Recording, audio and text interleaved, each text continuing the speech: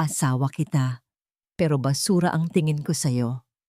Isang malupit na katotohanan ang sumampal kay Valentina sa gabi ng kanilang anibersaryo. Habang tanga ng malamig na kare-kare, nasaksihan niya ang kulasisi sa kaniyang sariling kama. Hindi lang pag-ibig ang ninakaw, kundi pati ang kaniyang kinabukasan sa pamamagitan ng pekeng utang. Ngayon, sa katawan ng isang bilyonaryo, siya ay magbabalik. Sino ang luluhod? Sino ang maniningil? Sa gitna ng nakabubulag na kaputian at ng nakabibinging katahimikan ng kawalan, unti-unting naramdaman ni Valentina ang bigat ng kaniyang mga pilik mata. Hindi na niya nararamdaman ang hagupit ng ulan o ang hapdi ng kalsada sa kaniyang balat. Sa halip, isang malambot at napakakinis na tela ang nakalatag sa ilalim ng kaniyang katawan. Isang pakiramdam na kailanman ay hindi niya naranasan sa kaniyang maliit at mainit na silid sa tapat ng simbahan.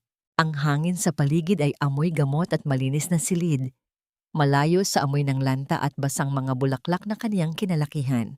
Nang dahan-dahang imulat ni Valentina ang kaniyang mga mata, sinalubong siya ng isang marangyang kisame na may mga detalyadong disenyo ng ginto. Ang bawat kislap ng liwanag mula sa mamahaling chandelier ay tila tumutusok sa kanyang paningin. Sinubukan niyang igalaw ang kanyang kamay, ngunit ang bawat kalamnan ay tila naninigas. Pagod na parang galing sa isang mahabang paglalakbay. Dahan-dahan niyang itinaas ang kanyang kanang kamay sa harap ng kanyang mukha. Nanigas ang kanyang buong pagkatao. Ang mga kamay na kanyang tinitingnan ay mapuputi, makinis, at may maayos na mga kuko na kulay rosas. Wala ang mga kalyo, wala ang mga sugat mula sa tinik ng rosas, at wala ang mga dumi sa kuko na palaging nagpapaalala sa kanya ng kanyang kahirapan. Ang kanyang puso ay nagsimulang tumibok ng mabilis, isang ritmo ng kaba na tila nais kumawala sa kanyang dibdib. Bumukas ang pinto ng silid ng walang ingay. Tanging ang malambot na pagkiskis ng sapatos sa makintab na sahig ang maririnig. Isang nurse ang pumasok, may hawak na chart at nakatuon ng pansin sa mga makinang nagbabantay sa tibok ng puso sa gilid ng kama. Nang mapansin nitong bukas ang mga mata ng pasyente, nabitawan ng nurse ang kaniyang hawak na panulat na gumulong sa sahig patungo sa ilalim ng isang silya. Miss Renata, gising kayo. Oh my God, it's a miracle! Ang boses na yun ay pamilyar. Puno ng gulat at pagtataka, lumapit ang nurse sa kanya. Sa ilalim ng suot na face mask, nakilala ni Valentina ang mga matang yon. Cindy? Bulong ni Valentina. Ang kanyang boses ay paos, tila nagmula sa kailaliman ng isang tuyong balon. Ngunit ang tunog nito ay hindi ang boses na kaniyang nakasanayan. Ito ay mas malalim, mas pino, at may awtoridad na hindi niya pag-aari. Napatigil si Cindy, ang kaniyang matalik na kaibigan mula pa noong bata sila. Nanlaki ang kaniyang mga mata at unti-unting namutla. Paano niyo nalaman ang pangalan ko? Ako ang naka-assign na private nurse niyo rito sa Valderrama Medical Center pero, Ma'am, ngayon lang tayo nagkausap. Pilit na bumangon si Valentina. Bawat galaw ay isang pakikibaka sa kanyang sariling katawan. Kinuha niya ang maliit na salamin na nasa gilid ng mesa. Ang imaheng tumingin pabalik sa kanya ay hindi ang pagod at lantang mukha ni Valentina Montemayor. Ang kaniyang nakikita ay ang mukha ng isang reyna. Matalas ang ilong, mapupula ang labi, at may mga matang tila kayang sumunog sa sinumang tumingin dito ng matagal. Ito, si Renata Valderrama, ang babaeng bilyonaryo na madalas niyang mapanood sa balita. Cindy, ako ito. Si Wally. Pagmamakaawa niya, ang kanyang mga kamay ay nanginginig habang hawak ang braso ng kaibigan. Yung peklat sa likod ng tenga mo, nakuha mo yon nung mahulog tayo sa puno ng bayabas noong 10 taon tayo. At ang paborito mong kanta ay yung lagi nating kinakanta sa tapat ng kariton ni Mang Isko. Nabitawan ni Cindy ang kanyang hawak Ang kanyang mukha ay puno ng hindi maipaliwanag na takot at pagkalito. Wali? Pero, wali, patay ka na. Nakita kita sa ER kanina. Duguan ka. Sinubukan kitang i-revive pero wala na. Ang katotohanan ay tila isang malamig na tubig na ibinuhos kay Valentina. Patay na siya. Ang katawan niyang lanta ay wala na. Ngunit ang kanyang kaluluwa ay narito, nakakulong sa gintong hawla ng isang bilyonaryo. Isang marahas na buntong hininga ang kumawala sa kanyang dibdib habang pilit niyang iniintindi ang misteryong ito. Hindi lang pala ang kanyang asawa ang nagtaksil sa kanya, kundi pati ang tadhana ay pinaglalaruan ng kanyang buhay. Hindi nagtagal, muling bumukas ang pinto. Isang lalaking nasa kanyang mga 50, nakasuot ng mamahaling Amerikana at may ngiting tila nakadikit lamang sa kanyang mukha, ang pumasok. Si Dionisio Valderrama. Ang kanyang mga mata ay hindi nagpapakita ng kagalakan, kundi ng isang madilim na pagtataka at galit na pilit itinatago.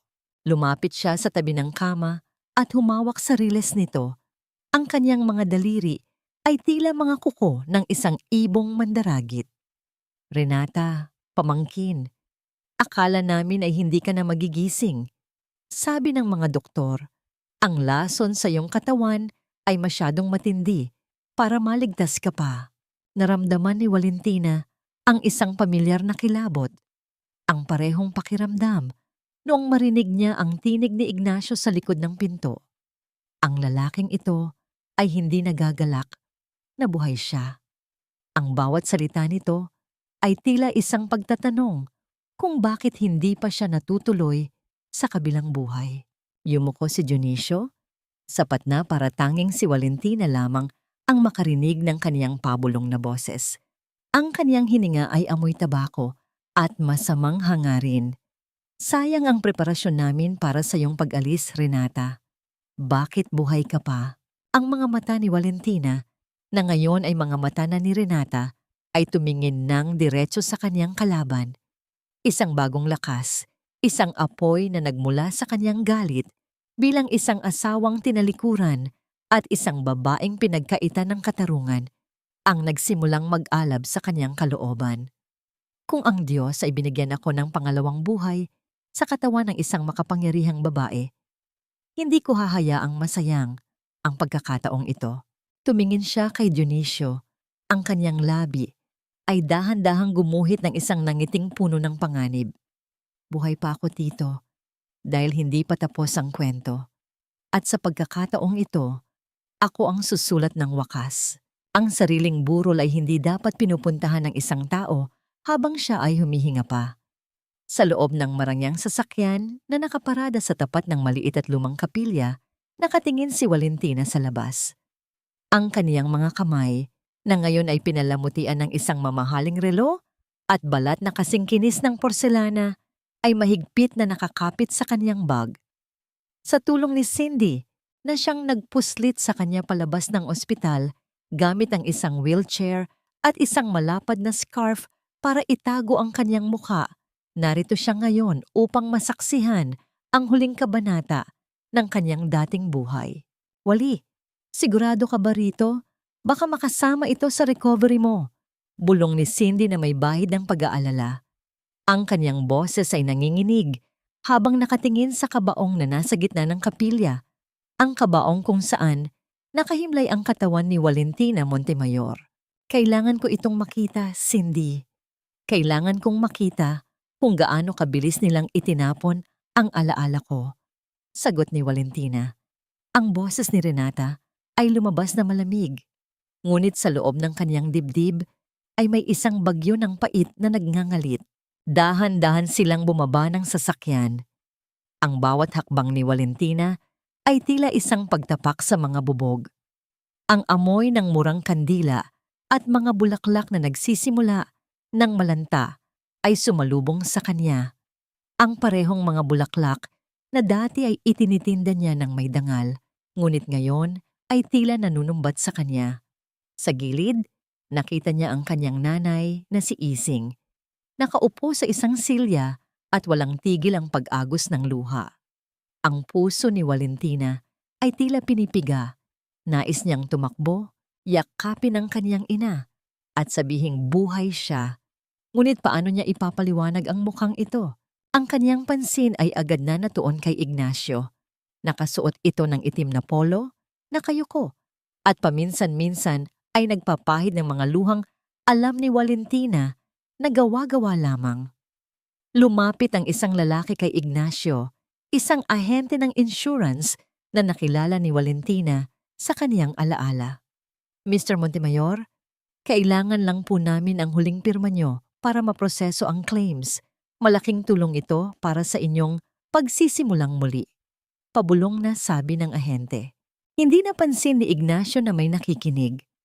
Ang kanyang mukha na kanina lang ay puno ng pighati ay dahan-dahang nagbago. Isang maliit at mapang-asar na ngiti ang sumilay sa kanyang mga labi habang tinitingnan ang mga dokumento. Salamat. Alam niyo naman, mahirap mawalan ng asawa, pero kailangang magpatuloy ang buhay. Naramdaman ni Valentina ang panginginig ng kanyang buong katawan. Ang kanyang mga kuko ay bumaon sa kanyang sariling palad, sapat na para makaramdam siya ng pisikal na sakit na tila naging gamot para hindi siya sumigaw sa galit. Doon sa harap ng kanyang malamig na bangkay, ang kanyang asawa ay nagbibilang na ng kapalit na salapi. Wala pang 24 na oras mula nang mamatay siya, ngunit handa na si Ignacio na ipagpalit ang 15 taon ng kanilang pagsasama sa isang tsekeng papel. Sa gitna ng kaniyang pagmamasid, biglang dumating si Soraya. Hindi ito pumasok sa loob, kundi naghintay lamang sa dilim ng kalsada, malapit sa kotseng kinalalagyan ni Valentina. Lumabas si Ignacio para salubungin ang kulasisi. Tapos na ba? Tanong ni Soraya. Ang kanyang boses ay puno ng pagkainip. I can't wait to leave this smelly place, Ignacio. Let's celebrate tonight. Sandali na lang, baby. Konting arte pa. Pagkatapos nito, bibilin ko na yung kotseng gusto mo. Sagot ni Ignacio habang hinahaplos ang braso ng babae sa paraang kailanman ay hindi niya ginawa kay Valentina sa harap ng ibang tao. Hindi na nakapagpigil si Valentina. Humakbang siya palapit sa liwanag, sapat na para makita ang kaniyang figura. Ang marangyang suot ni Renata Valderrama at ang awtoridad na kaniyang dala ay tila isang malakas na sampal sa paligid na iyon. Ang tunog ng kanyang bawat hakbang sa semento ay tila isang babala na hindi dapat balewalain. Napatigil si Ignacio. Ang kaniyang mga mata ay nanlaki nang makita ang magandang babaeng nakatayo sa harap niya. May kung anong takot na gumapang sa kaniyang likuran. Isang pakiramdam na tila nakikita niya ang isang multo. Kahit na ang babaeng nasa harap niya ay mukhang isang diyosa ng yaman. Sino ka? Tanong ni Ignacio. Ang kaniyang boses ay nagbabago ang tono dahil sa kaba. Tumingin ng diretso si Valentina sa mga mata ng lalaking pumatay sa kaniyang puso. Hindi niya kailangang sumigaw. Ang kaniyang titig ay sapat na para maramdaman ni Ignacio ang lamig ng katarungang paparating. Isang matagal na katahimikan ang namayani, kung saan tanging ang paghinga lamang ni Valentina ang maririnig. Bawat hininga ay puno ng pangakong paniningil. Isang taong nakakakilala sa bawat lihim mo, Ignacio. Pabulong niyang sagot. Ang boses ay tila isang kumpas ng kamatayan na humahaplos sa pandinig ng lalaki. Napahawak si Ignacio sa kanyang dibdib. Ang kanyang mukha ay namutla at ang kanyang mga mata ay tila hindi makapaniwala.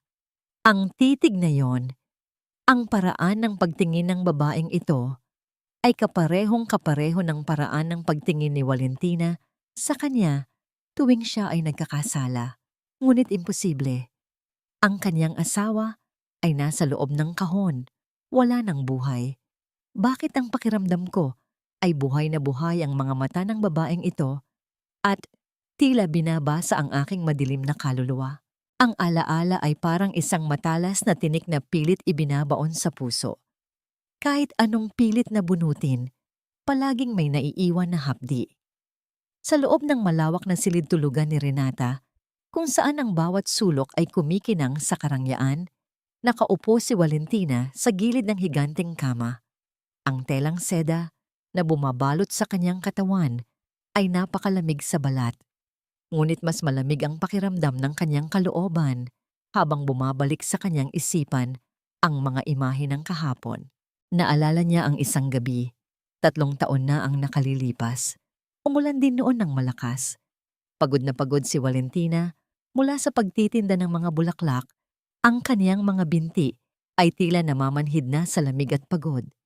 Inilapag niya sa mesa ang kakarampot na kinita niya, mga basang barya at lukot na 20 pesos. Ngunit sa halip na pasasalamat, isang mapanghusgang tingin ang ibinigay sa kanya ni Ignacio. Ito lang, wali, sa tingin mo ba ay mabubuhay tayo sa amoy ng mga bulaklak mo? Ang hirap sa'yo. Kontento ka na sa pagiging maliit. Wala kang ambisyon. Ang sabi ni Ignacio habang kinukuha ang pera para ibayad daw sa isang business meeting na ngayon ay alam na ni Valentina na isang date lang pala kasama si Soraya. Nang sumubok si Valentina na magreklamo dahil wala na silang pambili ng bigas para sa susunod na araw, hinawakan siya ni Ignacio sa balikat ng mahigpit. Huwag kang madamot, Wally. Para sa atin din ito. Kung hindi mo kayang suportahan ang mga pangarap ko, baka nga tama sila. Napabigat ka lang sa buhay ko. Ang bawat salitang iyon ay muling umalingaw-ngaw sa kaniyang pandinig. Mas masakit pa kaysa sa anumang pisikal na sampal. Doon niya natanto kung paano siya dahan-dahang binuwag ng lalaking kaniyang pinagkatiwalaan. Pinaniwala siya ni Ignacio na siya ay walang halaga, na ang kaniyang mga sakripisyo ay obligasyon lamang at ang kaniyang paghihirap ay kulang pa. Ngunit ngayon, tiningnan ni Valentina ang kaniyang sariling refleksyon sa malaking salamin ng dresser. Hindi na siya ang babaeng nakayuko. Ang mga kamay ni Renata Valderrama ay hindi para sa pagmamakaawa. Ang mga ito ay para sa pagpapasunod. Tumayo siya at dahan-dahang binuksan ang isang maliit na vault sa loob ng walk-in closet na itinuro sa kanya ni Cindy batay sa mga narinig nito mula sa mga tauhan sa bahay. Sa loob ng vault, nakita niya ang mga dokumentong nagpapatunay ng kapangyarihan ni Renata. Mga titulo ng lupa, mga stock certificates, at ang listahan ng mga ari-arian na kayang bumili ng buong pagkatao ni Ignacio ng paulit-ulit. Doon, naramdaman ni Valentina ang isang kakaibang pakiramdam. Hindi na lamang ito takot o pighati, kundi isang malamig at kalkuladong determinasyon. Kung ginamit ni Ignacio ang kaniyang kahinaan para sirain siya, gagamitin naman ni Valentina ang yaman ni Renata para itama ang tadhana. Isang marahang pagkatok sa pinto ang bumasag sa kaniyang pag-iisip. Ang tunog ng kahoy na tinatamaan ng mga daliri ay nagpaalala sa kanya na sa mundong ito, palaging may nagmamasid. Pumasok ang isang matandang kasambahay na kayuko at may dalang isang maliit na tray na pilak. Sa ibabaw nito ay isang sobrang kulay itim. May tatak na gintong letra na Ma'am Renata, may nag-iwan po nito sa gate. Sabi po ng guard, isang lalaking nakasuot ng itim na jacket ang nagabot. Wala raw pong pangalan. Para sa inyo lang daw po talaga. Ang sabi ng kasambahay bago ito, mabilis na lumabas ng silid. Dahan-dahang binuksan ni Valentina ang sobre. Ang amoy ng papel ay tila amoy ng mga lumang aklat at panganib. Sa loob ay may isang piraso ng mamahaling cardstock. Isang pangungusap lamang ang nakasulat doon. Sa paraang tila bawat letra ay iginuhit ng may matinding kasiguraduhan. Alam ko ang lihim mo. Alam kong hindi ikaw si Renata. Ang card ay nahulog mula sa mga daliri ni Valentina. Dahan-dahang lumipad sa hangin bago lumapag sa kailaliman ng kaniyang paanan. Ang kaniyang hininga ay biglang naglaho at ang kaniyang puso ay tila nakakulong sa isang malamig na kamay. Sino ang L? At paano nito nalaman ang katotohanang kahit si Valentina mismo ay hindi pa lubos na maunawaan? Sa gitna ng karangyaan ng mansyon, naramdaman ni Valentina ang isang matinding lamig na hindi kayang pawiin ng anumang makapal na kumot. Ang kaniyang pagbabalik para sa paghihiganti ay tila nagsisimula pa lamang, ngunit tila may ibang manlalaro sa madilim na chessboard na ito na matagal na siyang hinihintay. Sino ang misteryosong aninong ito na tila nakakakita sa kailaliman ng aking kaluluwa? Ang bawat patak ng luha na ibinuhos ko noon sa tapat ng simbahan ay magiging lason sa inyong kaligayahan ngayon. Sa loob ng kanyang opisina na nasa tuktok ng isang dambuhalang gusali sa Makati, nakatayo si Valentina sa harap ng malawak na bintanang salamin. Ang buong lungsod ay tila maliliit na laruan sa kaniyang paanan. Isang matinding kaibahan sa kaniyang dating buhay kung saan ang kaniyang mundo ay kasing liit lamang ng kalsadang kaniyang nilalakaran. Sa kaniyang mga kamay ay hawak niya ang isang file, ang profile ng Evangelista Aesthetics, ang salon na itinayo ni Soraya gamit ang perang kinuha ni Ignacio mula sa kaniyang mga sakripisyo. Isang tawag lang Cindy at mawawalan ng saysay ang lahat ng kaniyang ipinagmamalaki.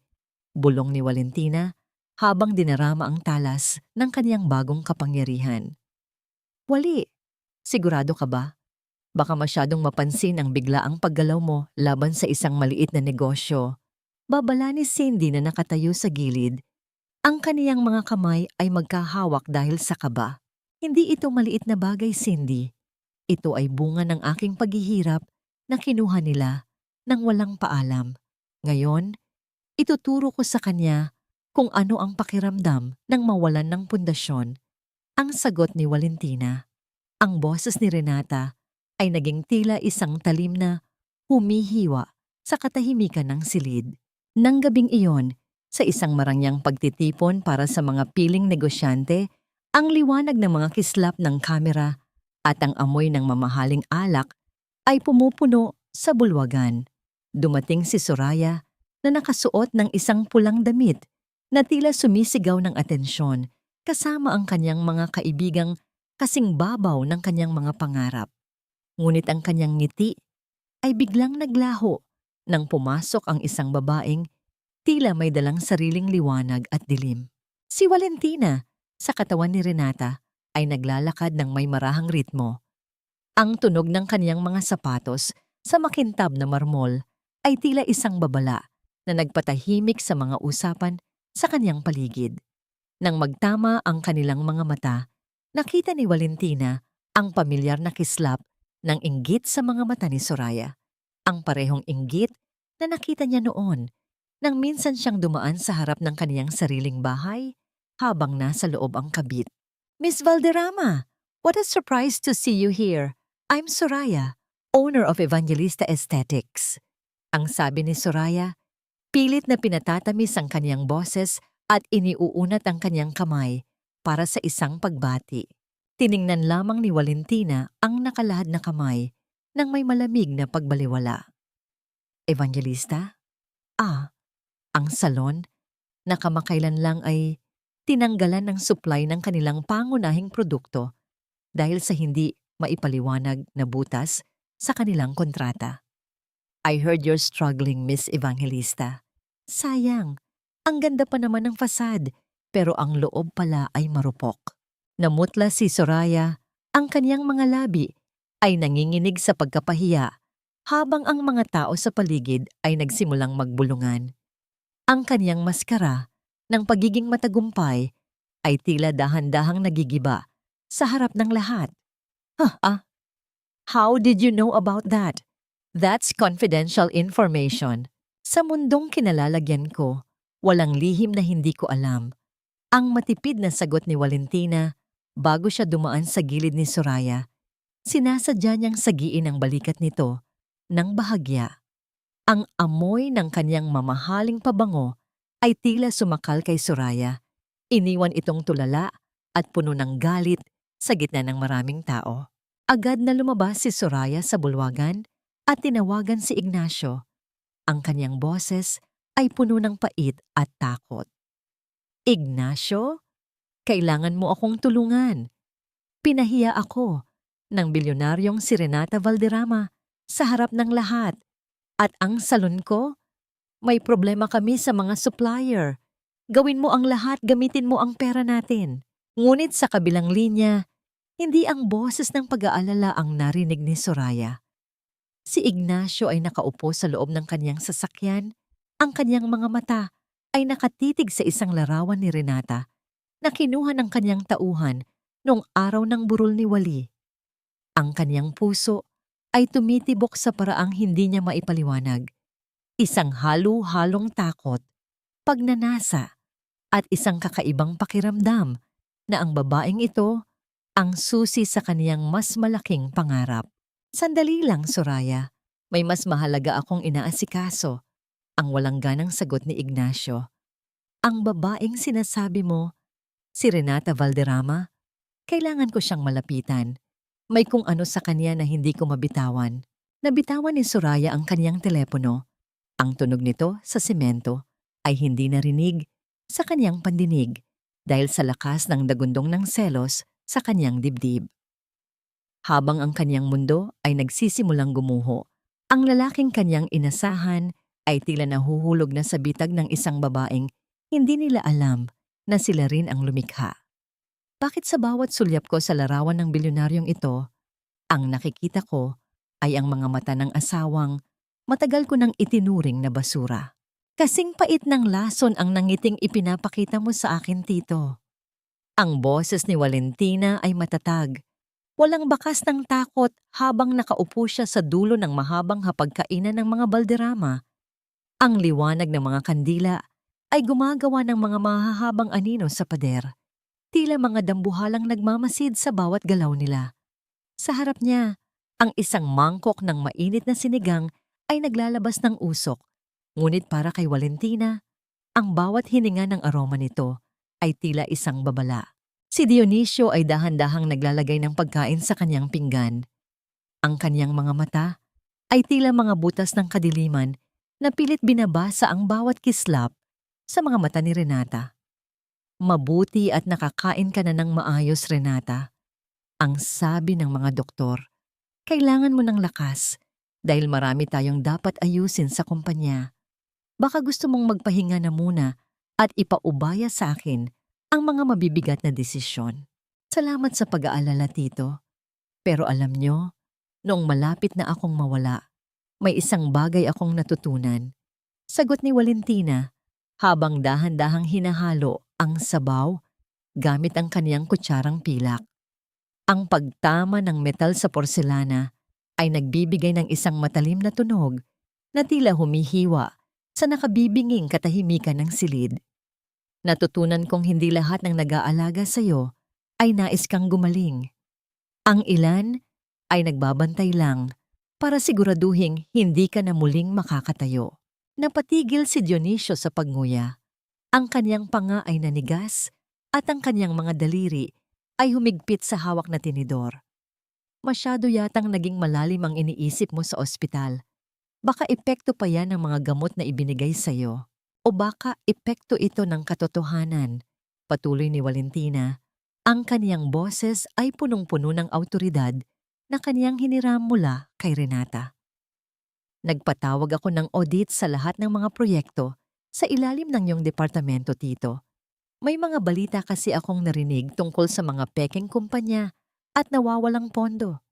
Ayaw ko namang isipin ng board of directors na ang sarili nating pamilya ang nagpapabagsak sa Valderrama Consortium. Ang mukha ni Dionisio ay dahan-dahang namula. Hindi dahil sa hiya kundi dahil sa nagngangalit na galit. Napilit niyang ikinukubli sa ilalim ng kanyang maskara ng pagiging mabuting tito. Ang kanyang paghinga ay naging mabigat. Isang tunog na tila isang hayop na dahan-dahang nasusukol sa kanto. Pagkatapos ng hapunan, bumalik si Valentina sa kaniyang silid. Ang kaniyang puso ay tumitibok ng mabilis, tila isang tambol na nagbababala ng digmaan. Alam niyang sa bawat salitang kaniyang binitawan, lalong nagiging mapanganib ang kaniyang kalagayan. Ngunit hindi na siya ang dating Valentina na nagtatago sa likod ng mga bulaklak. Siya na ngayon ang bagyong wawasak sa mga mapagpanggap. Dahan-dahan siyang humiga sa malambot na kama, ngunit hindi niya ipinikit ang kanyang mga mata. Ang dilim sa loob ng silid ay tila may sariling buhay. Naririnig niya ang marahang pagaspas ng mga kurtina dahil sa hangin, at ang bawat maliliit na tunog sa labas ng kaniyang pinto ay nagpapatayo ng kaniyang balahibo. Makalipas ang ilang oras, sa gitna ng malalim na gabi, naramdaman ni Valentina ang isang kakaibang pagbabago sa hangin ng kaniyang silid. Ang tunog ng dahan-dahang pagpihit ng doorknob ay tila isang dagundong sa kaniyang pandinig. Hindi siya gumalaw. Pinanatili niya ang kaniyang mababaw na paghinga, nagkukunwaring mahimbing ang tulog. Isang anino ang dahan-dahang pumasok sa silid, isang madilim na figura na tila bahagi ng gabi. Ang tunog ng mga yabag sa makapal na alpombra ay halos hindi marinig, ngunit ramdam ni Valentina ang papalapit na panganib. Ang anino ay tumayo sa gilid ng kaniyang kama. Sa kislap ng liwanag mula sa buwan na dumadaan sa bintana, nakita ni Valentina ang isang unan na dahan-dahang itinataas ng mga kamay na nanginginig sa desperasyon. Ang bawat tibok ng kanyang puso ay tila isang mabigat na paalala ng pagbagsak ng lahat ng kanyang pinangarap. Ang ningning na minsang makikita sa kanyang mga mata, ang apoy ng pag-asa at hangaring patunayan ang kanyang halaga ay tuluyan ng naglaho. Ang naiwan ay isang malamig na katahimikan, isang sugat na hindi nakikita, ngunit malalim ang bakas, na tanging mga taong nakaranas ng pagtataksil at matinding pagwawalang bahala ang tunay na makauunawa. Nang malapit na ang unan sa kanyang mukha, biglang idinilat ni Valentina ang kanyang mga mata. Ang kanyang titig ay tila isang kidlat na tumama sa gitna ng kadiliman, diretso sa nanlilisik na mga mata ni Dionisio. Ang liwanag ng buwan na tumatago sa bintana ay tila isang saksi sa tangkang pagpaslang na naudlot sa gitna ng kadiliman. Sa isang iglap, bago pa man madampi ng una ng kaniyang mukha, hinawakan ni Valentina ang mga pulso ni Dionisio nang may lakas na hindi inaasahan mula sa isang taong galing sa malubhang karamdaman. Ang kaniyang mga mata ay hindi kakikitaan ng takot, kundi ng isang mapait na paniningil na tila nanggagaling sa kabilang buhay. "Masyado ka namang nagmamadali, Tito," ang pabulong na sabi ni Valentina. Ang kaniyang boses ay tila isang malamig na hangin na dumaan sa leeg ni Dionisio. "Hindi mo ba naisip na kapag namatay ako rito, sa loob ng sarili kong kwarto, ang audit na sinimulan ko ay hindi hihinto? Mas lalo lang maghihinala ang mga awtoridad kung bakit ang tagapagmana ay biglang nawala pagkatapos magtanong tungkol sa iyong mga nakatagong pondo." Napaatras si Dionisio. Ang unan ay nahulog mula sa kanyang mga kamay at lumapag sa sahig ng walang anumang ingay. Ang kanyang paghinga ay mabilis at putol-putol. Ang kanyang muka ay nababalutan ng pawis habang tinitingnan ng pamangkin na tila naging isang ganap na ibang tao.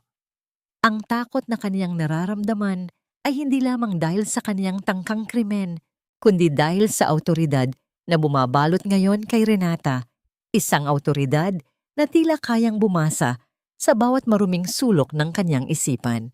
"Matulog ka na, Tito. Bukas, may mas mahahalaga akong gagawin. At huwag mong kakalimutang pulutin ang unan mo bago ka lumabas. Ayaw nating isipin ng mga kasambahay na may naganap na pag-aaway sa gitna ng gabi." Dugtong ni Valentina habang dahan-dahang humihiga muli at tumatalikod sa kaniyang kaaway. Kinabukasan, ang araw ay sumikat ng may ibang ningning para kay Valentina. Hindi na siya ang biktima. Siya na ang naglalatag ng bitag.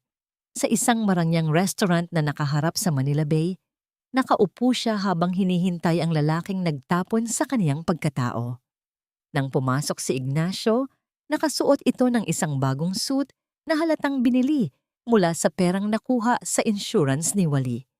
Ang kaniyang lakad ay mayabang, pilit na nagpapanggap na bahagi ng alta sosyedad na kaniyang kinahuhumalingan. "Miss Valderrama, napakalaking karangalan na makaharap ka muli.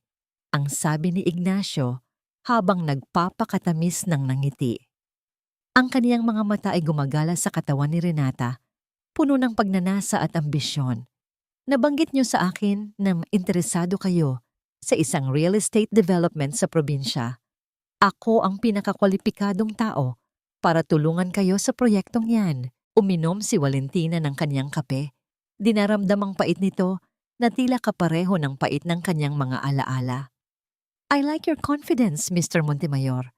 Pero ang kailangan ko ay isang taong mapagkakatiwalaan, isang taong hindi tumatalikod sa kaniyang mga pangako. Ikaw ba yon? Higit pa doon, Miss Renata. Sagot ni Ignacio, habang dahan-dahang inilalapag ang isang maliit na kahon sa ibabaw ng mesa. Ang kahon ay gawa sa mamahaling pelos. Para sa'yo, isang munting tanda ng aking paghanga. Hindi mo alam kung gaano mo ako nabighani simula noong unang beses kitang makita. Binuksan ni Valentina ang kahon. Sa loob ay isang kwintas na may pendant na diamante. Napakaganda nito. Kumikinang sa ilalim ng liwanag ng araw. Ngunit sa likod ng kislap na yon, tanging dugo at luha ni Valentina ang nakikita niya. Ang halaga ng kwintas na ito ay sapat na para buhayin ang kanyang nanay sa loob ng maraming taon. Ngunit ginastos ito ni Ignacio para lamang akitin ng isang bilyonaryong akala niya ay kanyang magiging pasaporte sa rurok ng tagumpay. Napakaganda nito, Ignacio. Bulong ni Valentina, ang kanyang mga daliri ay dahan-dahang hinahaplos ang malamig na bato. Sa loob ng kanyang isipan, naaalala niya ang gabing nagmakaawa siya para sa pambili ng gamot ng kanyang ina. Ngunit ang sagot ni Ignacio ay palaging wala tayong pera. Tumingin siya ng diretso kay Ignacio. Ang kanyang mga mata ay tila nagpapakita ng isang pekeng paghanga na sadyang idinisenyo para malunod ang lalaki sa sarili nitong kahangalan. Saan galing ang perang pambili mo rito? Mukhang napakamahal nito para sa isang nagsisimulang ahente. Ngumiti si Ignacio, isang ngiti ng isang matagumpay na manlilinlang. Galing ito sa isang matagal na investment, Renata. Isang investment na ngayon lang nagbunga. Huwag mo nang isipin ang halaga dahil para sa akin, ikaw ang pinakamahalagang kailangang makuha sa mundong ito. Naramdaman ni Valentina ang pagkulo ng kaniyang dugo. Ang bawat salita ni Ignacio ay tila isang insulto sa bangkay ni Valentina na hindi pa natutuyo ang lupa sa puntod. Ginamit ng lalaking ito ang insurance money mula sa kanyang kamatayan para lang bumili ng regalo para sa bagong babaeng kaniyang kinahuhumalingan. Ang kabalintunaan ng sitwasyon ay tila isang kutsilyong dahan-dahang humihiwa sa kaniyang puso. Tanggapin mo na, Renata. Hayaan mong simulan natin ang isang relasyon na hindi lamang tungkol sa negosyo, kundi tungkol sa ating dalawa. Dagdag ni Ignacio habang pilit na inaabot ang kamay ni Valentina sa ibabaw ng mesa. Dahan-dahang iniurong ni Valentina ang kaniyang kamay.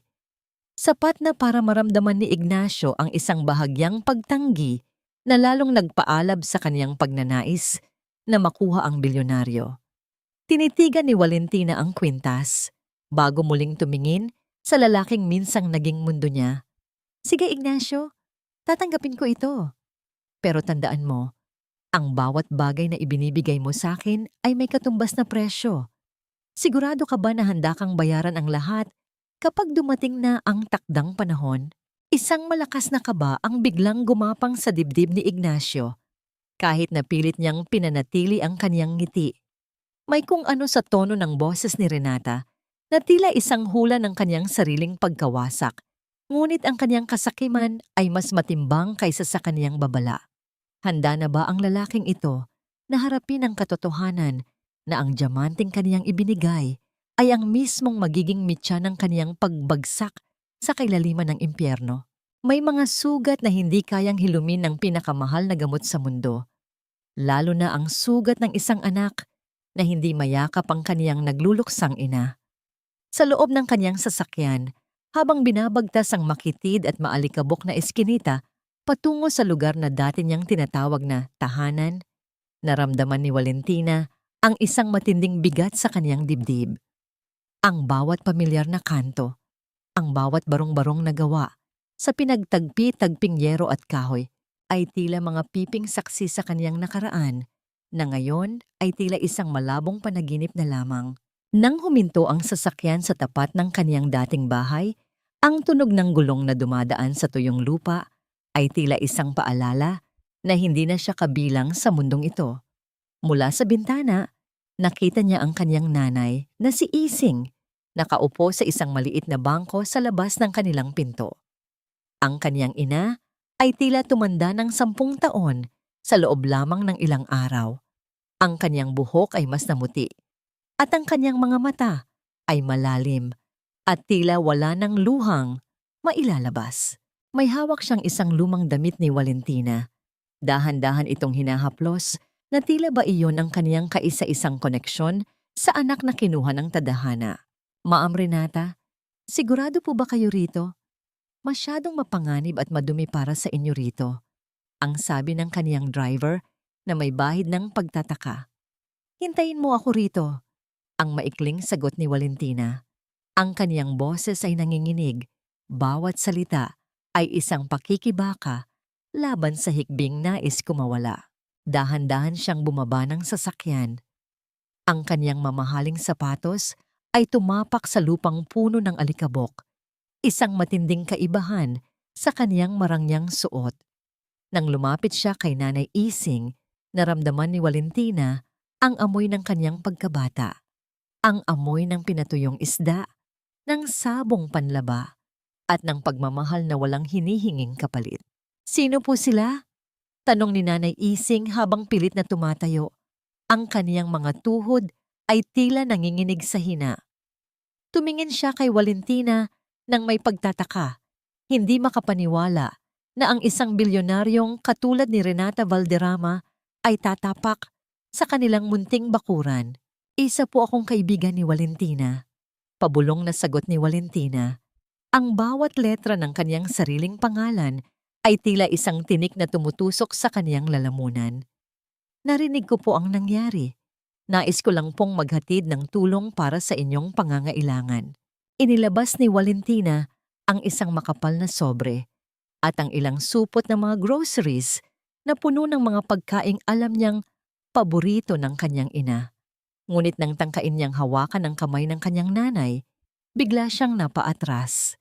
Ang hapdi ng hindi masabing, "Nay, ako to," ay mas matindi pa kaysa sa anumang lason na ibinigay ni Dionisio. Napakabuti niyo naman po, ma'am.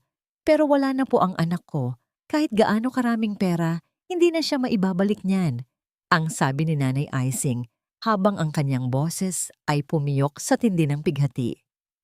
Ang tanging hiling ko lang ay katarungan para sa kanya. Alam kong hindi siya basta-basta na aksidente. May mali sa lahat ng ito. Nanigas ang buong pagkatao ni Valentina. Ang hinala ng kanyang ina ay tila isang kumpirmasyon na kailangan niyang ipagpatuloy ang kanyang laban. Pinunasan niya ang isang luhang pilit na kumawala sa kanyang mata gamit ang likod ng kanyang makinis na kamay. Pangako po, makakamit niyo ang katarungan para kay Valentina. Hindi siya namatay ng walang saysay. Mabilis na tumalikod si Valentina dahil hindi na niya kayang tagalan ang sakit ng kanyang kalooban. Bawat hakbang palayo sa kanyang ina ay tila isang pagpunit sa kanyang kaluluwa. Nang makabalik siya sa loob ng sasakyan, isinandal niya ang kanyang ulo sa malamig na salamin at hinayaang umagos ang kanyang mga luha sa paraang tahimik ngunit mapait. Ngunit sa kabilang dako ng kalsada, sa loob ng isang kotseng nakatago, sa likod ng isang dambuhalang puno, may isang pares ng mga matang nanlilisik sa galit at selos. Si Soraya ay nakahawak ng mahigpit sa kaniyang manibela. Ang kaniyang mga kuko ay tila ba nais ibaon sa balat nito. Bakit narito ang bilyonaryong si Renata Valderrama? Bakit siya bumibisita sa pamilya ng patay na asawa ni Ignacio? Ang tanong ni Soraya sa kanyang sarili. Ang kanyang isipan ay nagsimulang gumawa ng mga madidilim na koneksyon. Sinimulan ni Soraya ang makina ng kanyang sasakyan. Ang kanyang titig ay nakatutok sa papalayong sasakyan ni Renata. Isang mapanganib na ngiti ang sumilay sa kanyang mga labi habang iniisip ang kanyang susunod na hakbang.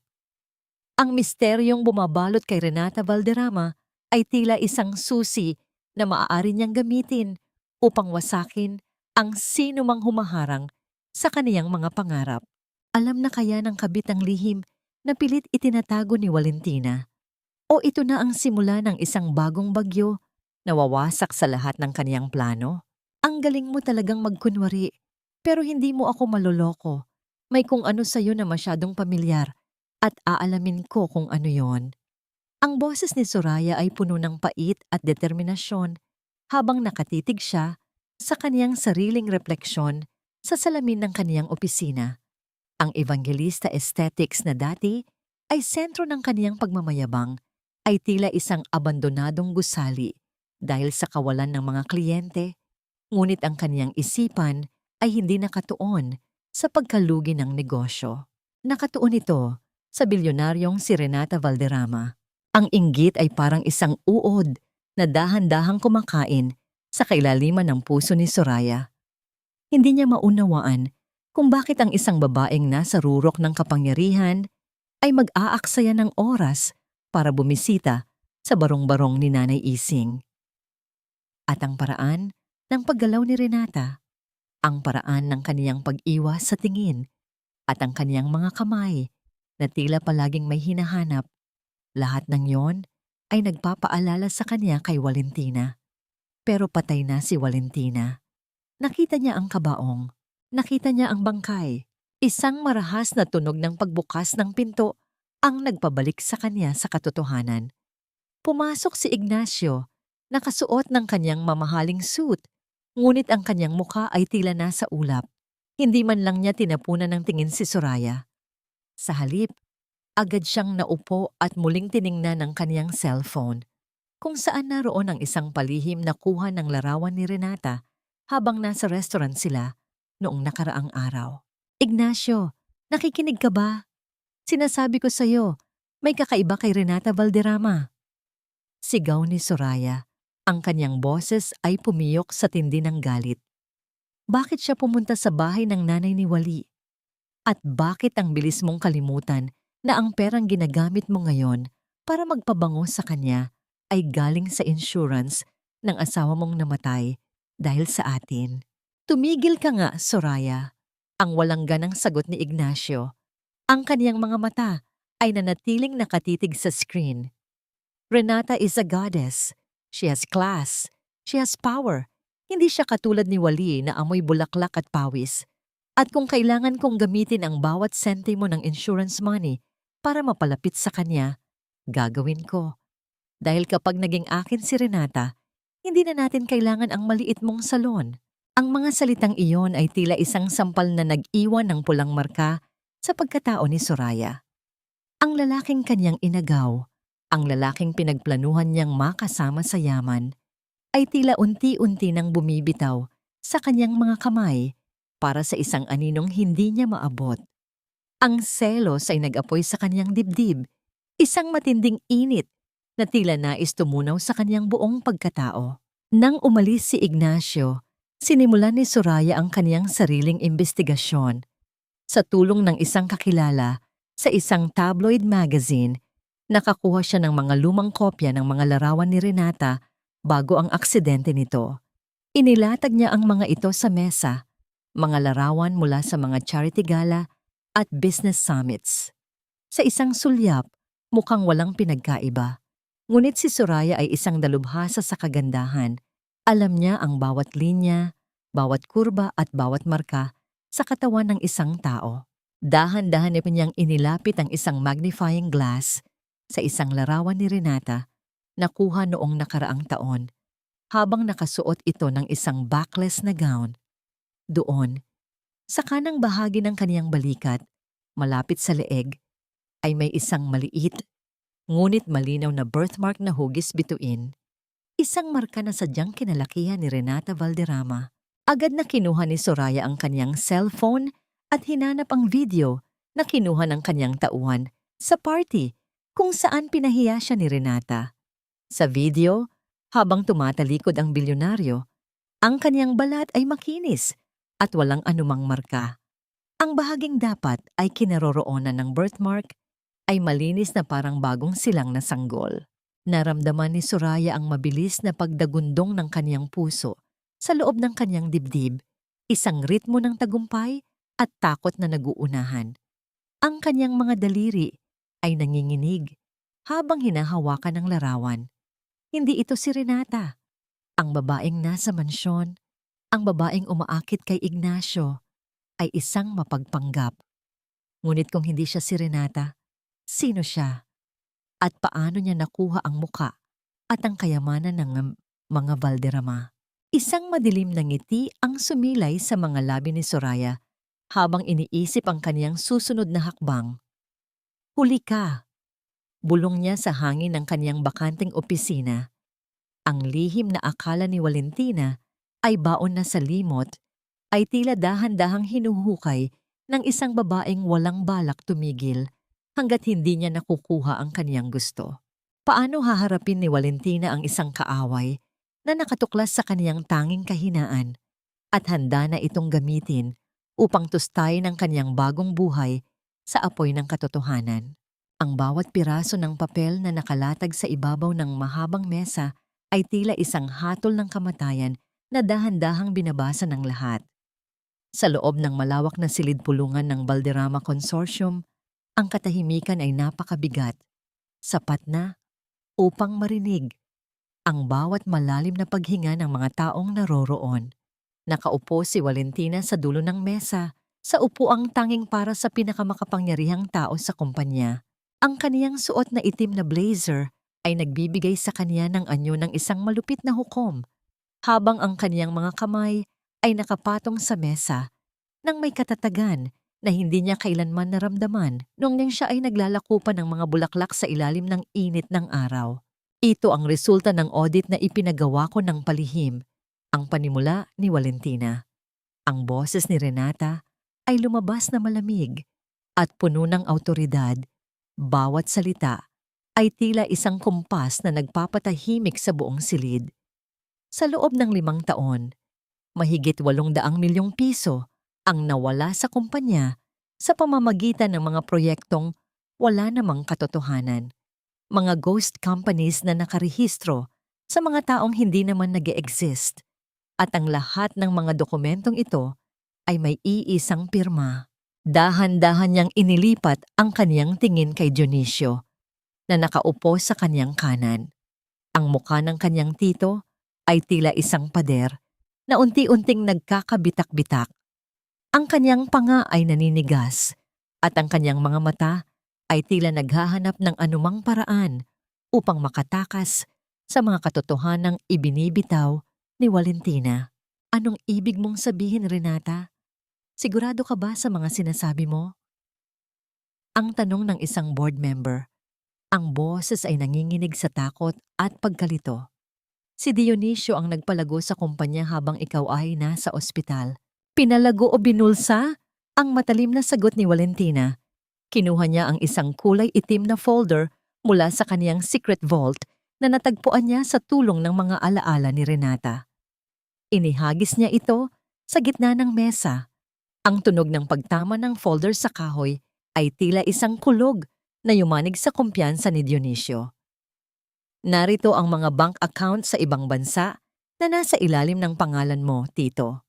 At narito rin ang mga transaksyon kung saan ginagamit mo ang pondo ng kumpanya para bayaran ang mga tao mong gumagawa ng maruruming trabaho para sa iyo.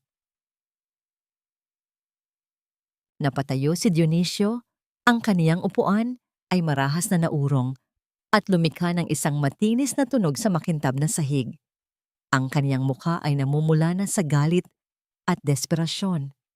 Gawa-gawa lang ang lahat ng yan. You're trying to frame me, Renata. Gusto mo lang akong alisin para makuha mo ang lahat ng kapangyarihan nang walang humahadlang sa'yo.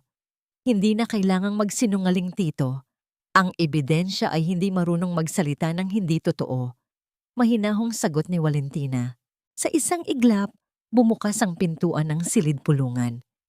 3 lalaking nakasuot ng barong at may dalang mga tsapa ang pumasok. Ang kanilang mga yabag ay mabigat at puno ng determinasyon.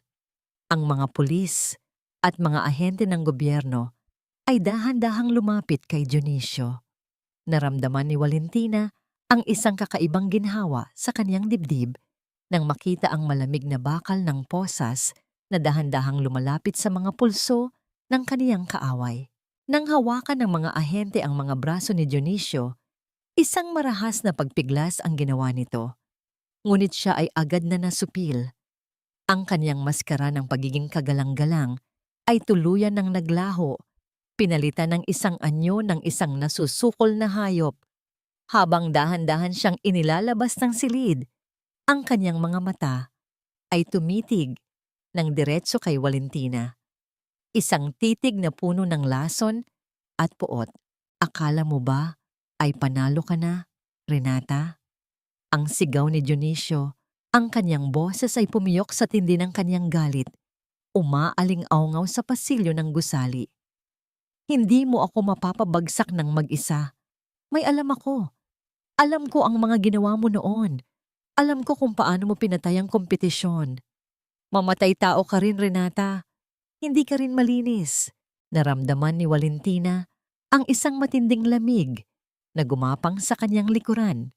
Ang bawat board member ay napatingin sa kanya nang may pagdududa at takot.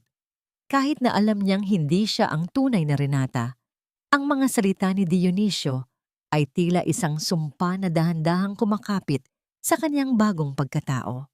Ano ang tinutukoy ni Dionisio na krimen ng tunay na Renata? At paano haharapin ni Valentina ang mga kasalanang hindi naman siya ang gumawa?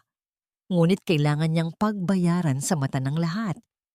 Habang pinapanood niya ang paglayo ni Dionisio, naramdaman ni Valentina na ang pagbagsak ng unang domino ay hindi lamang nagdala ng katarungan, kundi nagbukas din ng isang pintuan patungo sa isang mas madilim na lihim na maaring tuluyang lumamon sa kanya. Ang bawat hakbang ng isang taong gahaman ay patungo sa isang bangin na siya rin ang humukay. Sa loob ng kanyang madilim at magulong opisina, nakaupo si Ignacio habang ang kanyang mga mata ay tila luluwa na sa pagtitig sa screen ng kanyang laptop. Ang mga numero na kulay pula ay tila mga sugat na lalong lumalalim. Ang kanyang mga investment sa real estate na akala niya ay magdadala sa kanya sa rurok ay tuluyan ng bumagsak. Ang matinis na tunog ng kanyang telepono ay tila isang hiyaw na paulit-ulit na bumabasag sa katahimikan ng silid. Bawat tawag ay mula sa mga pinagkakautangan niyang hindi marunong maghintay. Hindi ito maari. Bulong ni Ignacio, ang kanyang boses ay nanginginig sa desperasyon. Kinuha ko na ang lahat ng insurance money ni Wally. Isinangla ko na ang lahat. Bakit ganito ang nangyayari? Hindi niya alam na sa likod ng bawat bumabagsak na deal at bawat umatras na investor ay ang malamig at kalkuladong mga daliri ni Valentina. Gamit ang kapangyarihan ni Renata, dahan-dahang pinutol ni Valentina ang lahat ng linyang nagbibigay ng buhay sa mga negosyo ni Ignacio hanggang sa ang tanging natitirang pag-asa ng lalaki ay ang bilyonaryong nasa harap niya. Nang gabing iyon, sa isang pribadong hardin na nababalutan ng bango ng mga mamahaling bulaklak, muling nagtagpo sina Valentina at Ignacio. Nakasuot si Valentina ng isang puting gown na tila isang anghel sa gitna ng kadiliman, habang si Ignacio ay halatang pilit na itinatago ang kaniyang pangangatog. Ang bawat haplos ng hangin sa mga dahon ay tila isang bulong ng nakaraan na hindi naririnig ni Ignacio dahil sa ingay ng kaniyang sariling kasakiman. Renata, ikaw na lang ang natitira sa akin. Ang sabi ni Ignacio habang dahan-dahang lumalapit. Ang kaniyang mga mata ay puno ng pagmamakaawang nakabalot sa pag-ibig. Ang mga negosyo ko, may mga taong gustong sumira sa akin. Pero alam ko, sa tulong mo, malalampasan natin ito. Tayong dalawa, we can build an empire together. Uminom si Valentina ng kanyang wine. Ang bawat lunok ay tila isang panunumpa. Empire, Ignacio? O baka naman kailangan mo lang ng bagong mapagkukunan ng yaman dahil naubos mo na ang dati. Bahagyang napatigil si Ignacio, ngunit mabilis niyang naitama ang kaniyang ekspresyon. Dahan-dahan siyang lumuhod sa harap ni Valentina, isang eksenang pamilyar sa puso ni Valentina. Ito ang parehong posisyon noong nagmakaawa si Ignacio sa kaniya noon na ibenta ang kaniyang tanging lupa para sa kaniyang puhunan. Ngunit ngayon, ang diamanteng singsing na inilabas ni Ignacio ay mas malaki, mas kumikinang, at mas puno ng kasinungalingan. Renata Valderrama, pakasalan mo ako.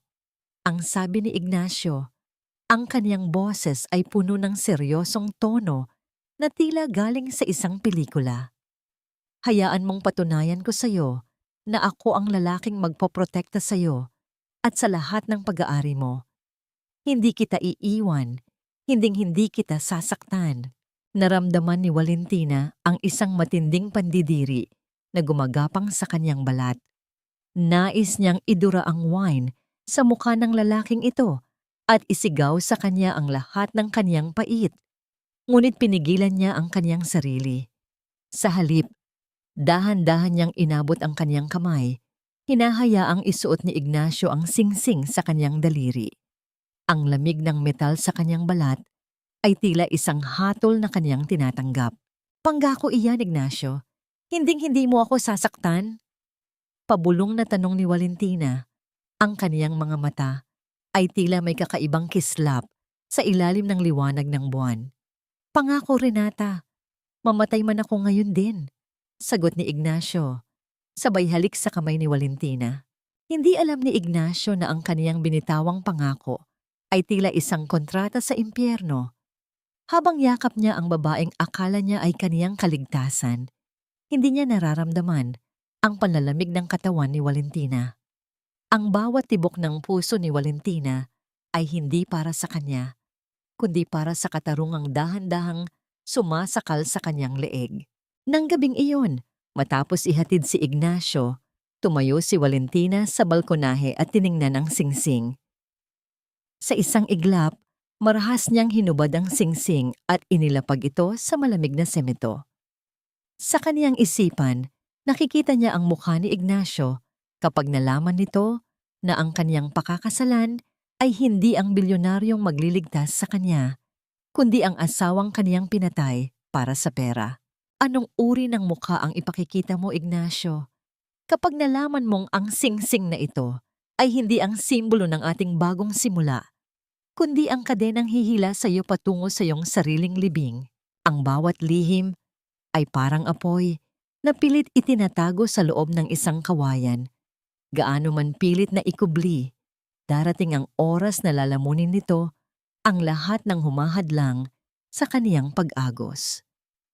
Sa loob ng malawak at malamig na opisina ni Renata, ang tanging maririnig ay ang mahinang pag-ugong ng aircon na tila isang piping saksi sa tensyong namumuo sa pagitan ng dalawang babae. Nakatayo si Soraya sa tapat ng mesa ni Valentina. Ang kaniyang mukha ay puno ng isang mapanganib na ngiti, isang nangiti ng isang mangangaso na naniniwalang nasukol na niya ang kaniyang biktima. Masyado kang naging kampante, impostora. Ang panimula ni Soraya, ang kaniyang boses ay puno ng lason at tagumpay. Inilapag niya ang dalawang larawan sa ibabaw ng makinis na mesa. Tiningnan ko ang bawat detalye. Si Renata Valderrama ay may birthmark sa kanyang leeg, isang markang sadyang kinalakihan niya. Pero ikaw, ang balat mo ay malinis na parang bagong punda. Sino ka talaga? At anong ginawa mo sa tunay na Renata? Naramdaman ni Valentina ang isang matinding panlalamig na gumagapang mula sa kanyang mga paa patungo sa kanyang puso. Ang kanyang mga daliri ay dahan-dahang humigpit sa ilalim ng mesa. Bawat kuko ay tila ibinabaon niya sa kanyang sariling palad para lamang mapanatili ang kanyang katatagan. Ang katotohanan ay tila isang malaking alon na handa na siyang anurin. Ngunit sa gitna ng takot, naalala niya ang mukha ng kanyang nanay at ang tawa ni Ignacio noong gabing iyon. Interesting theory, Soraya. Mahinahong sagot ni Valentina. Ang boses ni Renata ay lumabas na matatag. walang bakas ng pag-aalinlangan. Sa tingin mo ba ay maniniwala ang mundo sa isang bagsak na negosyante na desperadong makuha muli ang kaniyang kulasisi? O baka naman nakalimutan mo na sa yaman ni Renata, ang pagpabura ng isang birthmark ay kasing dali lang ng pagpikit ng mata. Hindi ako tanga! Sigaw ni Soraya, ang kaniyang boses ay pumiyok at umalingaw-ngaw sa apat na sulok ng silid. I know it's you, Valentina. Hindi ko alam kung paano mo nakuha ang mukhang yan, pero ang mga mata mo, ang paraan mo ng pagtingin, hinding-hindi mo maitatago ang amoy ng basura ng kalsada sa ilalim ng mamahaling pabango na yan. Dahan-dahang tumayo si Valentina. Ang kanyang bawat galaw ay may marahang ritmo, tila isang tula ng panganib. Kinuha niya ang kanyang tablet at dahan-dahang pinindot ang screen. Ang malaking monitor sa pader ay nabuhay, nagpapakita ng isang madilim at malabong video. Sa loob ng video, makikita ang isang babaeng pamilyar ang tindig, si Soraya, na may kausap na isang lalaking nakasuot ng jacket sa loob ng isang madilim na parking lot. Let's talk about another secret, Soraya. Pabulong na sabi ni Valentina. Ang video na ito ay kinuha sa parking lot ng Valderrama Medical Center. Gabi bago ang aksidente ko. Naririnig mo ba ang sinasabi mo sa lalaking yan? Siguraduhin mong hindi na siya sisikatan ng araw. Gawin mong mukhang aksidente ang lahat. Iyan ang mga salitang binitawan mo para ipapatay ang asawa ng kabit mo. Nanigas si Soraya. Ang kanyang mga mata ay tila luluwa na sa takot habang pinapanood ang kanyang sariling krimen na dahan-dahang nabubunyag sa screen. Ang kanyang paghinga ay naging mababaw at mabilis. Ang kanyang mukha na kanina ay puno ng pagmamayabang ay biglang namutla na parang isang bangkay.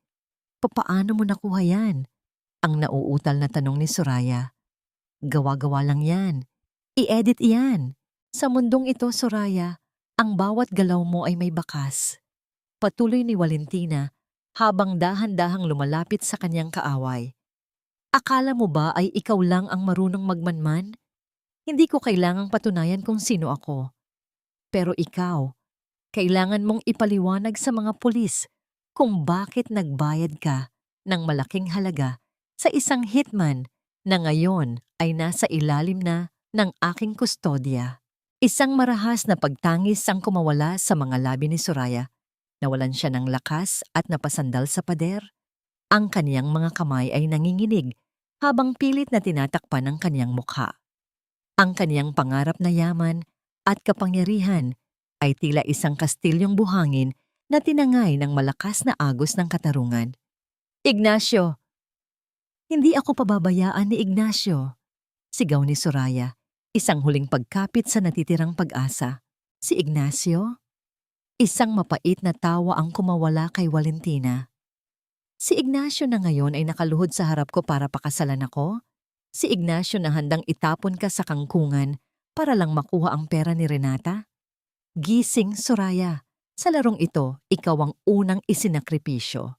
Sa labas ng pinto, ang tunog ng mabibigat na yabag ng mga gwardiya at ang marahang pagkiskis ng mga posas ay nagsimulang marinig. Alam ni Valentina na ito na ang wakas ng isa sa kaniyang mga kaaway. Ngunit ang sakit sa kaniyang puso ay hindi pa rin naglalaho. Habang kinakaladkad si Soraya palabas, ang kulasisi ay nagwawala. Ang kaniyang mga hiyaw ng galit at pagsisisi ay dahan-dahang naglalaho sa pasilyo. Naiwang mag-isa si Valentina sa dilim ng kaniyang opisina. Tumingin siya sa kaniyang mga kamay, makinis at walang bahid ang dugo. Ngunit sa kaniyang kalooban, nararamdaman niya ang bigat ng kaniyang mga ginawa. Anong uri ng halimaw ako nagiging para lamang makamit ang katarungang akala ko ay magpapalaya sa akin? Isang marahang katok sa pinto ang bumasag sa kaniyang pag-iisip. Pumasok si Cindy. Ang kaniyang mga mata ay puno ng pag-aalala. Wali. Tumawag si Ignacio. Papunta na siya rito. Handas na ba ang lahat? Tumingin si Valentina sa labas ng bintana, sa mga ilaw ng lungsod na tila mga bituing bumagsak sa lupa. Handa na, Cindy. oras na para sa huling sayaw. Ang bawat kasalanan ay may sariling multo, at ang multong iyon ay hindi laging nagmumula sa kabilang buhay. Kung minsan, ito ay nakatayo sa harap mo, nakasuot ng seda, at may mga matang tila apoy na tumutupok sa iyong kaluluwa. Sa loob ng marangyang sasakyan na binabagtas ang madilim at basang kalsada ng highway, ang tanging maririnig ay ang mabigat na paghinga ni Ignacio. Ang bawat patak ng ulan sa salamin ng bintana ay tila mga daliring kumakatok, nagpapaalala sa kanya ng isang gabing nais na niyang ibaon sa limot. Renata, bakit tayo narito? Malayo na ito sa syudad at parang walang tao rito. It's so dark and creepy, ang sabi ni Ignacio. Pilit na pinatatamis ang kaniyang boses kahit na ang kaniyang mga kamay ay mahigpit na nakakapit sa upuan. Ang kaniyang puso ay tumitibok ng mabilis, isang ritmo ng kaba na hindi niya maipaliwanag. Tumingin si Valentina sa labas, sa lugar kung saan ang mga ilaw ng poste ay aandap-andap. Huminto ang sasakyan sa eksaktong kanto kung saan ang aspalto ay naging saksi sa kaniyang huling hininga bilang si Valentina Montemayor. Ang lamig ng gabi ay tila pumasok sa loob ng sasakyan kahit na sarado ang lahat ng bintana. Dito nagtatapos ang lahat, Ignacio. At dito rin nagsisimula ang katotohanan. Pabulong na sagot ni Valentina. Ang boses ni Renata ay naging tila isang malamig na haplos ng kamatayan sa pandinig ni Ignacio. Dahan-dahan silang bumaba ng sasakyan. Ang tunog ng mga sapatos ni Valentina sa basang aspalto ay tila isang martsa ng katarungan. Lumakad siya patungo sa gilid ng kalsada, sa tapat ng isang puno na may mga gasgas pa rin mula sa isang aksidenteng naganap kamakailan. Bakit mo ako dinala rito, Renata? This isn't romantic at all, reklamo ni Ignacio habang pilit na inaayos ang kanyang basa ng suit. Romantic? Akala mo ba ay dinala kita rito para sa isang kumpisal ng pag-ibig? Isang mapait at nakapaninindig balahibong tawa ang kumawala sa mga labi ni Valentina. Tumingin siya ng diretso sa mga mata ni Ignacio. Ang kaniyang titig ay tila isang matalim na balisong na humihiwa sa bawat kasinungalingan ng lalaki. Naalala mo ba ang gabing iyon, Ignacio? Ang gabi kung kailan ang asawa mo ay tumatakbo sa ulan, duguan ng puso dahil sa pagtataksil mo. Namutla si Ignacio. Ang kanyang mga tuhod ay tila naging malambot na kandila at ang kanyang mukha ay nawalan ng kulay. Paano mo nalaman ang tungkol doon? Miss Valderrama, that was a tragic accident. I loved my wife. I mourned for her. Loved her? Humakbang palapit si Valentina. Bawat galaw niya ay puno ng puot na kinalangan ng maraming araw bago sumabog. Minahal mo siya, kaya kinuha mo ang insurance money niya para ibili ng singsing sa akin. Minahal mo siya, kaya pinagtawanan niyo siya ni Soraya habang nagpapakamatay siya sa pagtatrabaho para sa mga utang mong gawa-gawa lang. Who are you? Paano mo nalaman ang lahat ng iyan? Ang nauutal na hiyaw ni Ignacio. Napaatras siya hanggang sa sumandal ang kaniyang likod sa malamig na katawan ng sasakyan. Ang takot sa kaniyang mga mata ay tila isang madilim na lawa na lalong lumalalim. Dahan-dahang lumapit si Valentina. Sapat na para maramdaman ni Ignacio ang init ng kaniyang hininga na tila amoy ng mga bulaklak sa libingan. Naalala mo ba ang singsing na isinangla niya? Yung singsing na binili mo sa kanya sa halagang 500 piso, pero itinuring niyang pinakamahalagang hiyas sa mundo. At naalala mo ba ang mga kalyo sa kanyang kamay?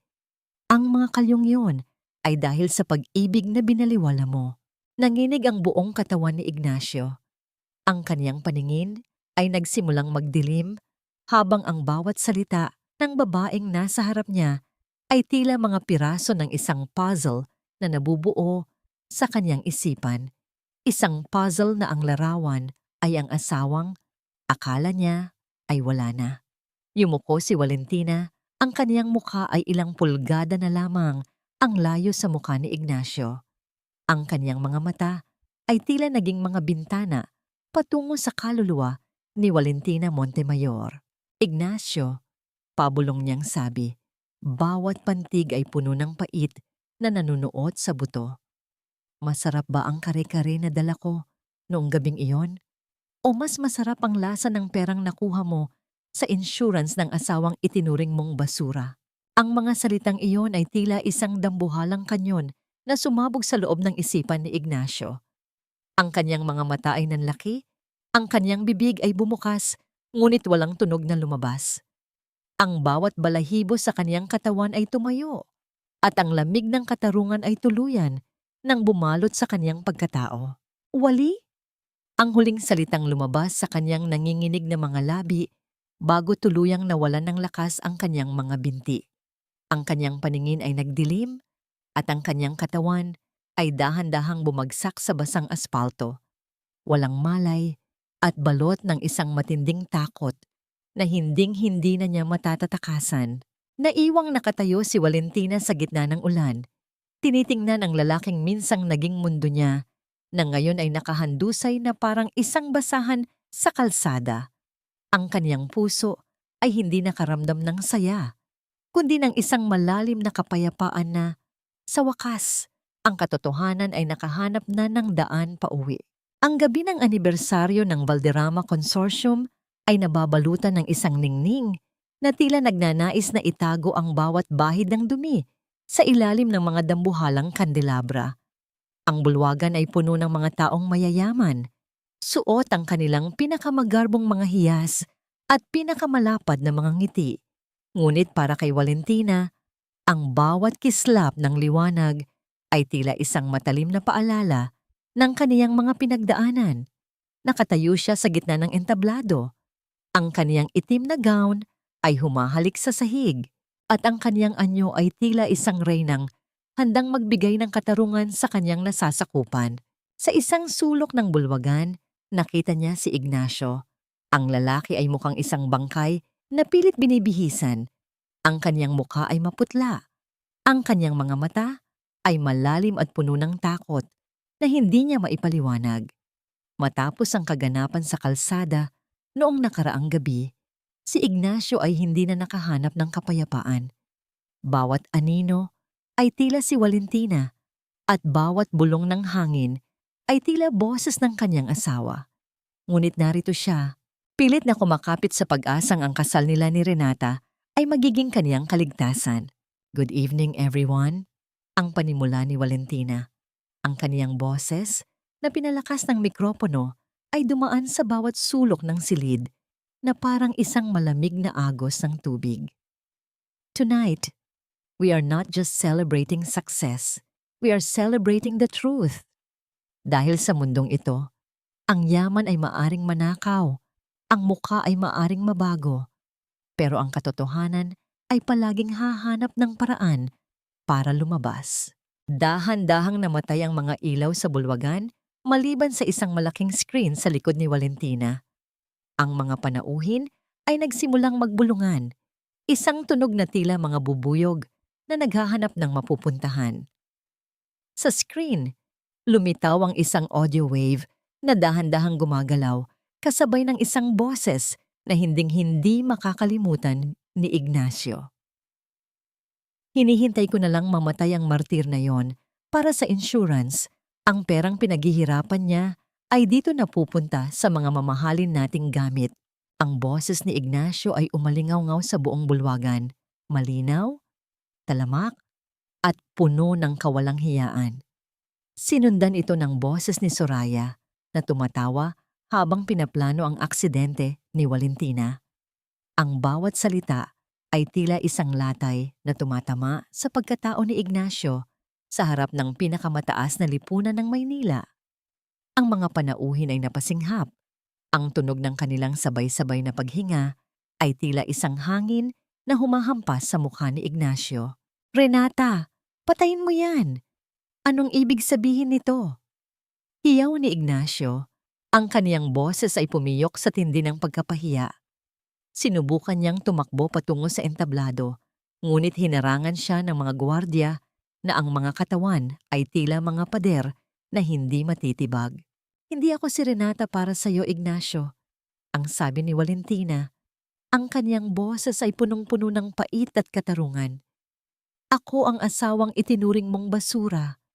Ako ang babaeng pinagtrabaho mo hanggang sa mamatay para lang sa iyong mga bisyo. At ngayon, ako ang magiging huling mukha na makikita mo bago ka mabulok sa kailaliman ng iyong sariling kasalanan. Ang mga pinto ng bulwagan ay marahas na bumukas at ang mga pulis ay pumasok ng may mabilis na mga hakbang. Ang tunog ng kanilang mga sapatos sa marmol ay tila isang martilyo na nagpapako sa kapalaran ni Ignacio.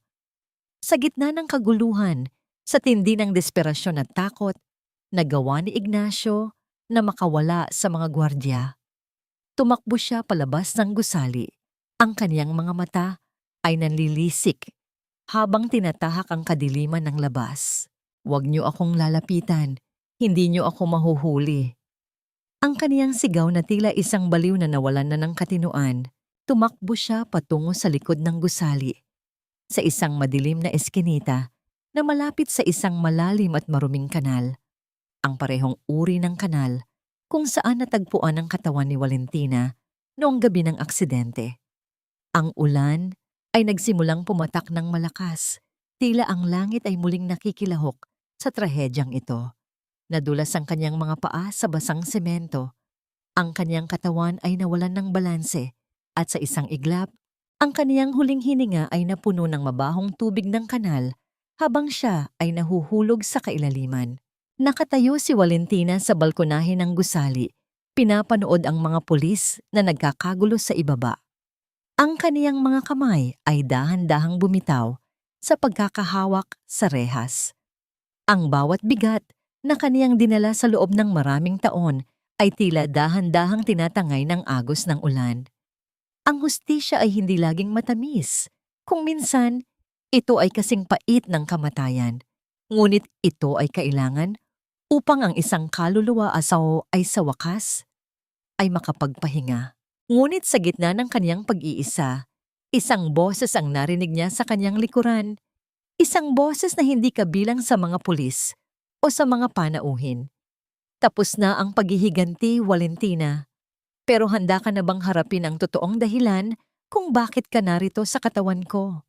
Napatigil ang tibok ng puso ni Valentina.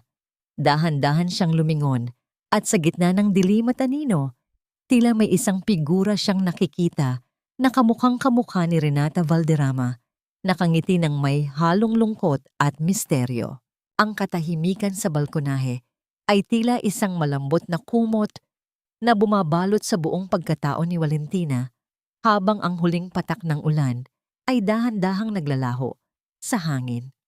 Ang figurang kaniyang nakikita sa gitna ng mga anino ay hindi nakatatakot. Sa halip, ang mukha ni Renata Valderrama ay nagliliwanag ng may kapayapaang kailanman ay hindi nakita ni Valentina sa mga larawan nito. Ang kanyang nangiti ay tila isang basbas, isang tahimik na pasasalamat para sa katarungang ipinaglaban ni Valentina, hindi lamang para sa kaniyang sarili, kundi para na rin sa dangal ng pamilya Valderrama. Wala ka nang dapat ikatakot, Valentina. Ang tila bulong ng hangin na humahaplos sa kaniyang pandinig. Ang katawan ko ay nahanap na ang kaniyang layunin sa pamamagitan mo. Alagaan mo ang mga taong naiwan ko at hanapin mo ang kaligayahang ipinagkait sa atin ng mga taong gahaman. Kasabay ng marahang pag-ihip ng hangin, ang figura ay dahan-dahang naglaho, tila isang usok na tinangay ng gabi. Naiwan si Valentina na humihinga ng malalim. Ang kanyang dibdib ay hindi na mabigat sa galit, kundi puno ng isang bagong uri ng pananagutan. Sa unang pagkakataon, mula nang magising siya sa ospital, naramdaman niyang ang kanyang mga paa ay nakatapak na sa lupang kanyang kinatatayuan, hindi bilang isang impostora, kundi bilang isang babaeng binigyan ng pagkakataong mabuhay muli. Lumipas ang ilang buwan. Ang ingay ng eskandalo sa Valderrama Consortium ay dahan-dahang napalitan ng mga balita ng pagbabago at pag-asa. Sa ilalim ng pamumuno ni Valentina, nakilala na ngayon ng lahat bilang ang bagong Renata, ang kumpanya ay naging sentro ng mga proyekto para sa mga mahihirap. Itinatag niya ang Bagong Buhay Foundation, isang institusyong naglalayong tulungan ang mga kababaihang biktima ng pang-aabuso at mga taong pinagkaitan ng katarungan. Isang hapon, habang ang araw ay dahan-dahang lumulubog at nagbibigay ng kulay kahel sa langit, bumisita si Valentina sa isang tahimik na sementeryo. Hindi siya pumunta sa marangyang puntod ng mga Valderrama, kundi sa isang maliit at malinis na bahagi kung saan nakaukit ang pangalang Valentina Montemayor. Inilapag niya ang isang bungkos ng pinakasariwang puting rosas, ang mga bulaklak na dati ay tanging pangarap lamang niyang hawakan nang walang bahid ng dumi at hirap. Nay, maayos na ang lahat, pabulong niyang sabi habang hinahaplos ang malamig na marmol. Sa gilid ng kanyang mata, nakita niya si Nanay Ising na nakaupo sa isang silya malapit doon. Bagaman hindi pa rin niya masabi ang katotohanan, kinuha ni Valentina si Nanay Ising upang manirahan sa kanyang mansyon bilang kanyang pinagkakatiwalaang kasama. Binibigyan ito ng lahat ng ginhawa at pagmamahal na nararapat para sa kanyang ina. Lumapit si Cindy sa kanyang tabi, ang kanyang matalik na kaibigan na ngayon ay nagsisilbi ng chief officer ng kanyang foundation. Wali o Renata, ano man ang itawag ko sa'yo, alam kong proud sa'yo ang babaeng nakahimlay dyan. You didn't just survive, you conquered. Ngumiti si Valentina. Ang kaniyang mga mata ay kumikinang sa ilalim ng huling sinag ng araw. Hindi ko ito ginawa para manalo, Cindy. Ginawa ko ito para makahinga ng malaya. Ang yaman ni Renata ay naging sandata ko, pero ang puso ni Wali ang naging gabay ko. Habang sila ay dahan-dahang naglalakad patungo sa labasan ng sementeryo, isang itim na sasakyan ang huminto sa tapat ng gate. Isang lalaki ang bumaba. May bitbit na isang pirasong pulang rosas. Siya ay matikas, may mga matang puno ng misteryo at isang mukhang tila nagmula sa nakaraan ni Renata na hindi pa natutuklasan ni Valentina. Napatigil ang lalaki nang makita ang kaniyang figura. Ang kanyang mukha ay nagpakita ng isang matinding gulat at pangungulila. Renata? Ang boses ng lalaki ay malalim, may dalang pamilyar na hapdi at pag-asa. Binalitaan nila ako. Sabi nila, ay gising ka na. Hindi ako makapaniwala hanggat hindi kita nakikita. Naramdaman ni Valentina ang isang kakaibang pintig sa kanyang puso. Isang damdamin na hindi kabilang sa kanyang mga alaala bilang wali. Ang dahan-dahang paglapit ng lalaki ay tila isang bagong pahina na bumubukas sa kanyang buhay. Sino ang lalaking ito at anong bahagi ng puso ni Renata ang muli niyang bubuhayin? Habang ang dilim ay dahan-dahang bumabalot sa paligid, ang kislap sa mga mata ng lalaki ay tila isang bituin na nagbibigay ng bagong direksyon. Ang paghihiganti ay tapos na, ang katarungan ay nakamit na, ngunit tila ang kwento ng pag-ibig ni Valentina sa kaniyang bagong pagkatao ay nagsisimula pa lamang. Ang bawat dulo ay isa lamang disguise na simula. Isang pagkakataon para sa isang kaluluwang dumaan sa apoy na muling huminga sa ilalim ng liwanag ng pag-asa. Sa balkonahe ng mansyon ng mga Valderrama, habang ang bukang liwayway ay dahan-dahang nagpipinta ng kulay rosas at lila sa kalangitan, nakatayo si Valentina. Ang kanyang mga kamay, na dati ay puno ng kalyo at amoy ng mga bulaklak sa kalsada, ay dahan-dahang humahaplos sa malamig na rehas na gawa sa bakal. Ngunit hindi na ang lamig ng bakal ang kanyang nararamdaman, kundi ang init ng araw na nagbabalita ng isang bagong umaga. Sa ibaba, sa malawak na hardin, nakita niya si Nanay Ising. Ang kanyang ina ay abala sa pagdidilig ng mga halaman. Ang kanyang mukha ay maaliwalas at may mga ngiting kailanman ay hindi nakita ni Valentina noong sila ay nakatira pa sa barong-barong.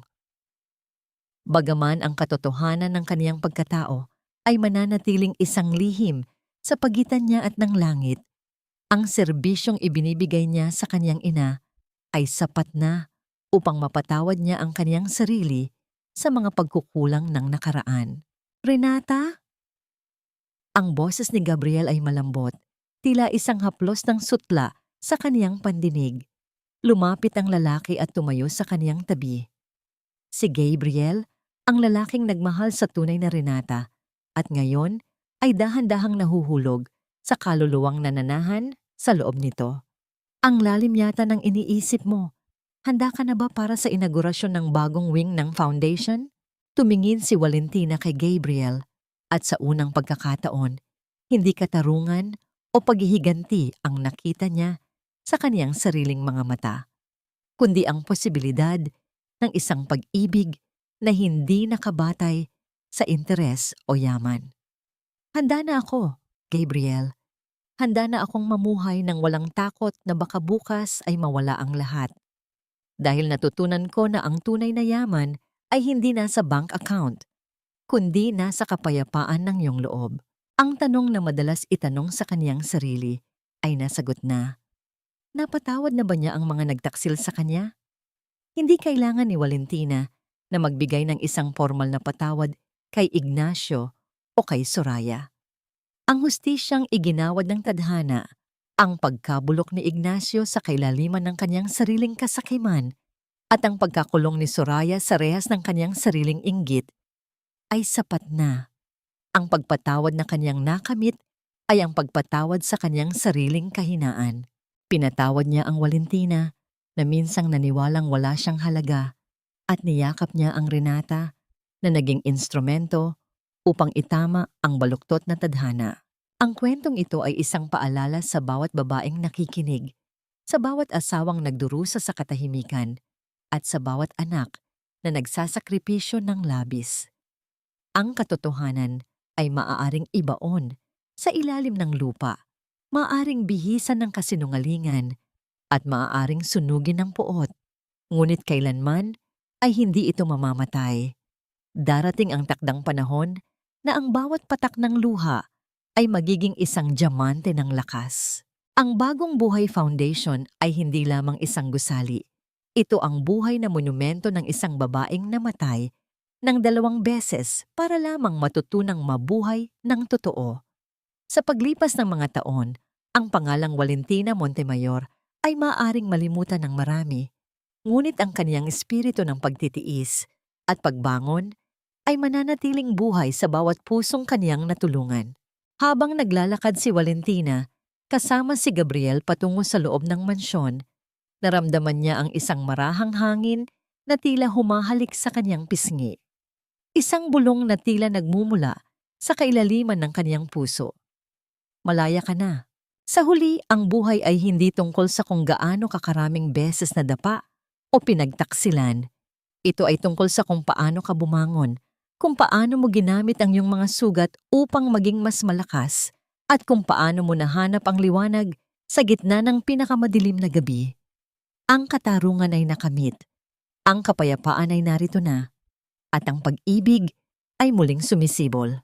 Dito nagtatapos ang paglalakbay ng isang martir na naging reyna, at dito nagsisimula ang walang hanggang kwento ng isang pusong nahanap ang kaniyang tunay na tahanan.